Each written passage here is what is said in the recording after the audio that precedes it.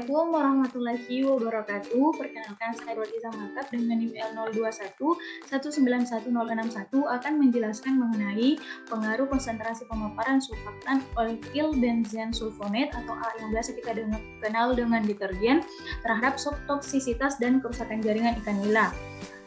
Tugas ini merupakan tugas dari mata kuliah Ekotoksikologi Perairan dengan dosen pengampu Ibu Dr. Sriwayuni Rahim, STMSI.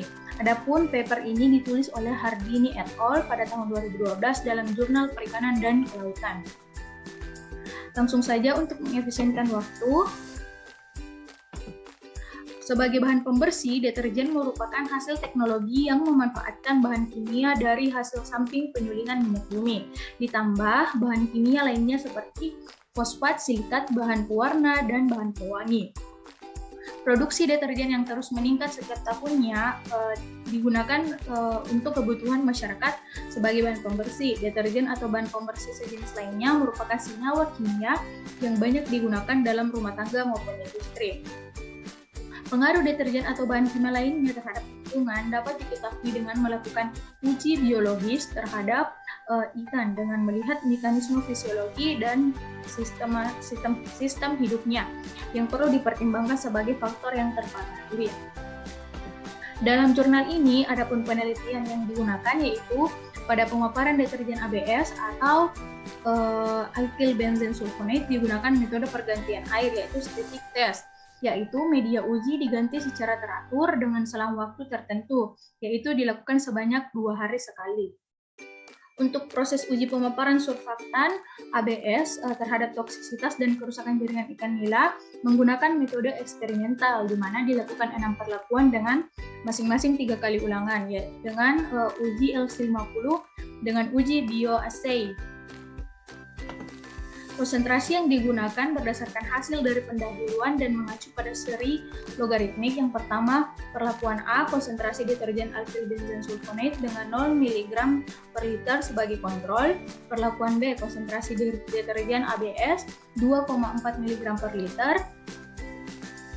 Lalu perlakuan C, konsentrasi deterjen ABS dengan 5,6 mg per liter. Kemudian perlakuan D, konsentrasi deterjen ABS 7,5 mg per liter.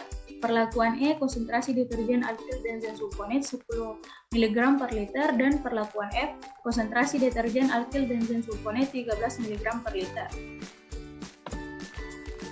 Berdasarkan metode yang dilakukan, maka diperoleh data pada tabel berikut. Tabel 1 menunjukkan mortalitas ikan nila setelah pemaparan. Berdasarkan tabel ini dapat kita lihat bahwa kematian ikan nila disebabkan oleh kerusakan jaringan hati yang terjadi pada uji toksisitas uji toksisitas akut di konsentrasi 7,5 ppm. Terjadi edema lamela sekunder. Kemudian konsentrasi 10 ppm terjadi edema dan hiperplasia lamela sekunder, dan di konsentrasi 13 ppm terjadi edema dan hiperplasia lamela sekunder. Untuk uji toksisitas subletal di konsentrasi 2,4 dan 5,6 terjadi edema lamela sekunder. Selain itu, kerusakan jaringan hati yang terjadi pada uji toksisitas akut di konsentrasi 7,5 terjadi kongesti sel hepatosit. Kemudian 10 ppm terjadi hemoragi sel hepatosit, dan 13 ppm terjadi kongesti hemoragi sel hepatosit dan nekrosis. Sedangkan pada uji toksisitas subletal di konsentrasi 2,4 ppm dan 5,6 terjadi kongesti sel hepatosit.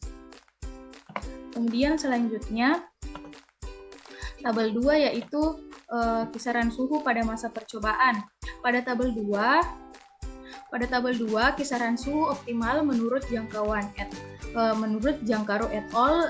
Tahun 1991 itu sekitar 22 sampai 37 derajat Celcius, sedangkan pada penelitian ini kisaran suhu antara 25,3 sampai 27,8 derajat Celcius. Kisaran suhu pada penelitian ini masih tergolong normal.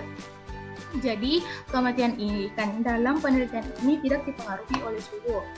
Selanjutnya, pada tabel 3 yaitu kisaran pH pada masa percobaan merupakan ekspresi dari konsentrasi ion hidrogen atau H+ di dalam air. Perairan dengan kisaran pH 6,9 masih dapat menunjang untuk keperluan kehidupan ikan secara normal menurut Goodyear 1984 dalam Wedenmeyer 1906. pH selama pemaparan berkisar 6,6 sampai dengan 7,8.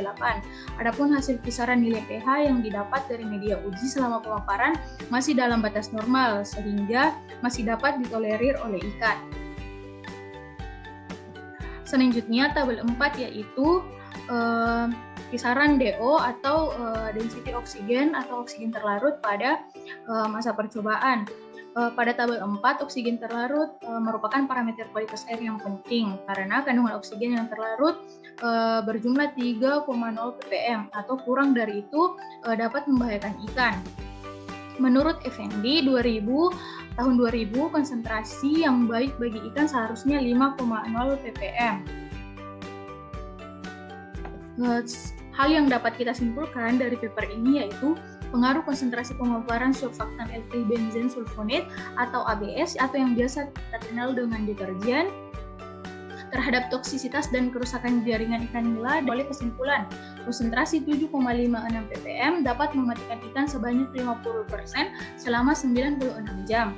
Jaringan insang pada konsentrasi 10 dan 13 ppm yang paling parah. Sedangkan pada uji toksisitas subletal, konsentrasi 2,4 ppm tidak jauh berbeda dengan 5,6 ppm. Jaringan hati pada konsentrasi 13 ppm yang paling parah, sedangkan pada uji toksisitas subletal konsentrasi 2,4 ppm tidak jauh berbeda dengan konsentrasi 5,6 ppm. Baik, demikian yang dapat saya sampaikan. Lebih dan kurangnya mohon dimaafkan. Wassalamualaikum warahmatullahi wabarakatuh.